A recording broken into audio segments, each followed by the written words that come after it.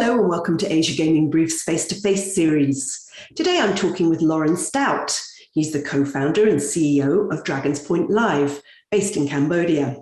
We're going to be talking about the recovery of the market there, but also the possibility for convergence between land-based and online companies. Hi Loren, thanks for joining us today. Well, you're just out of quarantine in Cambodia. Wonder whether you could tell us a little bit about how things are on the ground there. I think they're certainly on the road to recovery here. They just reduced the time that you need to spend in quarantine, and we're inviting investors back here, and then certain traveler types to come and have a limited amount of quarantine in order to speed up the road to recovery in Cambodia. The government here is very business centric, and I think that they realize that they do need to get back into a positive GDP growth, and that things are quite desperate at this time. I understand as well they have a surprisingly high vaccination rate in Cambodia. Is that right?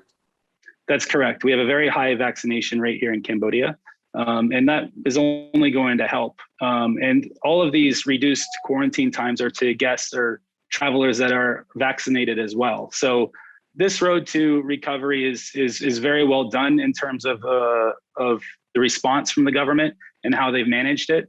And even, the vaccine cards and how it's administered and admin, it's done quite well. And are the casinos now open again? Yes, the casinos in Sihanoukville and even Nog World and Phnom Penh are open. Nog World, for example, is to vaccinated guests only. So they're low, the head count is a bit low, but the quality of players that they're seeing are quite good. That's also the same case with the casinos in Sihanoukville. The ones that are open are doing relatively well in terms of the current climate. And there are new casinos that are still opening down there. So we'll see how it goes in the next few months, particularly after these relaxation and quarantine times. And we all expect good things. So in Sihanoukville, you just mentioned new casinos opening. That's surprising, isn't it? It's very surprising, but I think a lot of people around Cambodia understand that the benefits after the road recovery will be exponential. I think the growth. I think it's Asian Development Bank is quoted 5.5% in 2022. We're probably going to do somewhere around 1 to 3% in 2021. So that's pretty significant growth compared to the other countries in the region. What's supporting the casinos in Sihanoukville in particular, given that the borders are effectively shut to tourism? It's mainly local expats. And I think that you will see that, there's still manufacturing, there's still farming and agriculture that's still producing goods and crops. So, there's still a good economy in terms of those two segments. So I think you're seeing a lot of the players come from those two segments into the casino. When you're looking at it from a player's perspective, you're looking at VIPs, and premium mass would probably be the ones that are there at the moment. The low end mass, the mid mass are not there. And I think that they've been hit the hardest through the economic downturn due to COVID.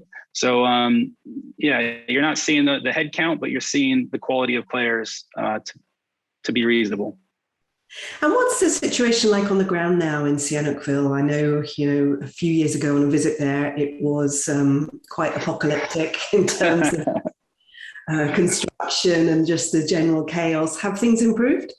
They've improved immensely. And I remember when we were down there, and I understand the situation that you were in. I think that was probably the worst it ever got. Currently today, the infrastructure and all the work that they've been accomplishing in the last 2 years has been tremendous. The roads are great. The road down there is significantly better, and they're completing the runway, the freeway here in the next few years. But once you get there, all the roads are completed. They're tarmacked properly, and everything is policed correctly too. We're not letting the shops out in the street anymore and creating congestion of that nature. And the city looks very, very nice. So there is, some optimism that this could be a sort of premier beach destination in Asia with gaming. I think eventually, yes. I think that the dream and the vision is still there. And I know that the business people like myself and the government are trying to fulfill that dream destination that we all want to happen. Everything is in place at the moment. I think that we're hopefully coming out of the worst part of the downturn of COVID, and I think right now we're in a good position. If we continue the growth and we continue the investment into Cambodia, and we start to see our visitors here from surrounding countries, then yes, I think everything is pointed in the right direction. And what about the online industry? Is that still thriving in Sihanoukville? No, not thriving. In fact, what the government needs to do is to regulate that sort of business and give business owners and casino operators the ability to understand what is required in order to do so. So what a lot of me and my peers think is that the Cambodian government is retracting. They will regulate and create a document that we can all follow, and then they will administer it and issue it to the businesses, and hopefully help regulate that growth that we were talking about. I think we had a lot of growth here far too quickly in the wrong sort of businesses. And if we can regulate that, keep some of that tax revenue within the country, it's significant and it's needed. Right. Obviously, China's been telling Cambodia to crack down again on online gaming. Does that sort of push out the time frame for the likelihood of us being able to get some kind of regulated industry in Cambodia? I think that if it's a regulation, China might, they're not going to have a say. Obviously, it's a sovereign country within Cambodia, but they would have some influence in what that was. But I think that there's other markets that are opening up. India is a market that a lot of people have spent a lot of time and money here in order to approach. The businesses here have diverted away from China. In fact, a lot of the studios and the businesses that are here currently are geared towards other markets completely. Okay, and you have a very interesting product that you've been working on. You've introduced Dragon Point Live. Can you tell us a little bit about how this works and how this actually creates convergence? We are a convergence company, Dragon Points Live, and we've been active since 2017 in this space. And what we do is we take the unused capital of a slot machine in these casinos that are closed and create it, add our technology to make it a revenue generating asset again. And the way that we do that is we allow people online or in land-based environments to control the machine from the comfort of their internet device, whatever device that might be. Or we allow online casinos to have access to the content or the control in order for them to sell the content or the control of that device to their players online as well. And what's the advantage for the player in doing this rather than just playing online slots, for example? Well, the advantage would be the access and the ability to get on, but more importantly, it's the integrity of the game. The player knows that they're playing a licensed product in a licensed casino. And, I think from an online perspective, particularly a player playing virtual slots, it's their number one concern. And we show that that's actually in a casino. We show the machine that they're playing in that environment. And we just sew it up. We tell them it's a licensed machine in a licensed venue. And that way they can have the benefit and the comfort of knowing that. And what happens once the casinos reopen? Do they have to set aside a bank of slots for this, or how does that work? With our technology, patented technology, no, they won't. We call it dual play. And what we allow people to do is that the machine on the gaming floor looks exactly like you would see it now. In fact, you can go up and play it. You can put money in and play. On the back end, if a online player did want to play that, we would allow that to happen as well. So you wouldn't really need to separate the machines from the floor to studio. You can if you want. Certain customers and business plans require that. But with our technology, the machines on the floor would have that ability to provide content and control to players online as well.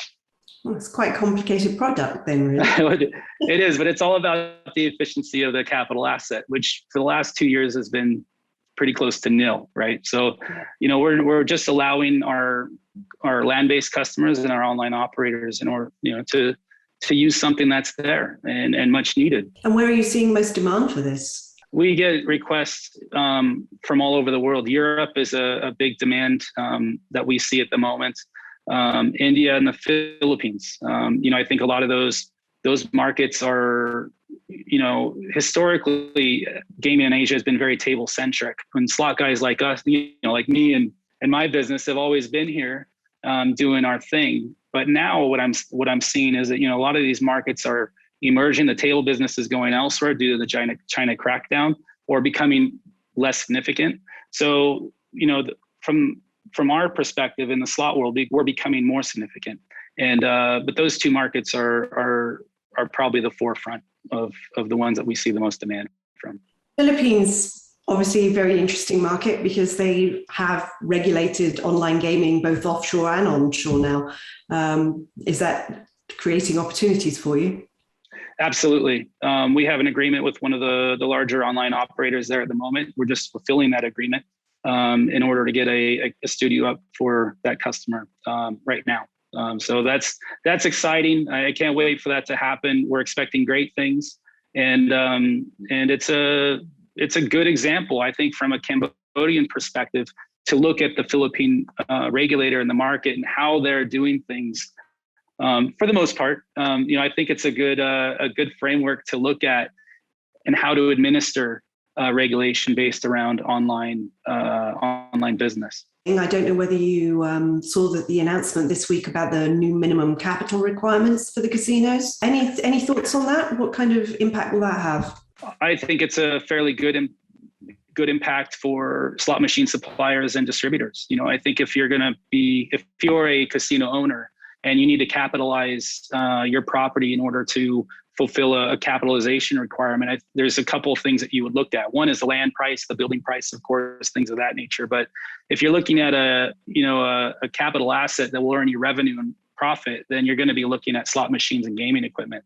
So, for the most part, the gaming equipment in Cambodia has been, in terms of Naga, it's been top notch, world class and very good. But anywhere outside of that has been, you might find a lot of secondhand machines or older machines that still perform great and still provide a great experience. But I think you're going to find a lot of those casinos starting to capitalize on slot machines, and you'll start seeing a lot more new slots around here. It's a very, what would you call it, a rare ray of light for the suppliers in Asia.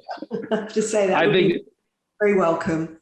I think so. There's about 8,000 to 9,000 slot machines. It's hard to tell how many machines are here now with so many casinos open and closed, but there's about 8,000 machines here. And I would say close to about 6,000 of them are secondhand already or could be replaced.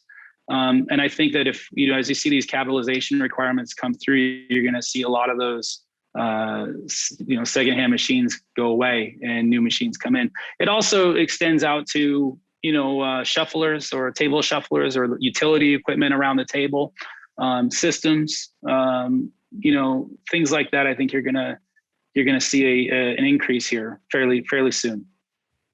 Excellent. Thank you very much. Thank you very much for joining us today. It's really interesting. Thank you, Sharon. Thank you for having me. You've been watching Asia Gaming Brief's face-to-face series. Please join us every Friday for our series of interviews with thought leaders in Asia's gaming industry.